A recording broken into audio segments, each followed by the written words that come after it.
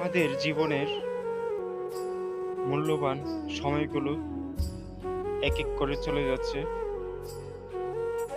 আমরা এখনো অবহেলায় পড়ে আছি এই দুনিয়ার মিথ্যা, মায়া এবং ভালোবাসা। আমরা সবাই একই পথের যাত্রী। আমরা কেহ মৃত্যুর জন্যে আমরা প্রস্তুতি নিয়ে রাখি না, কিন্তু মৃত্যু সবসময় আমাদের পিছনে উপস্থিত থাকে।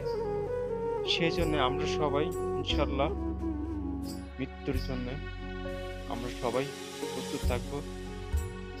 অবশ্যই আপনারা কমেন্ট করে জানাবেন কে কে মৃত্যুর জন্য প্রস্তুত আছেন।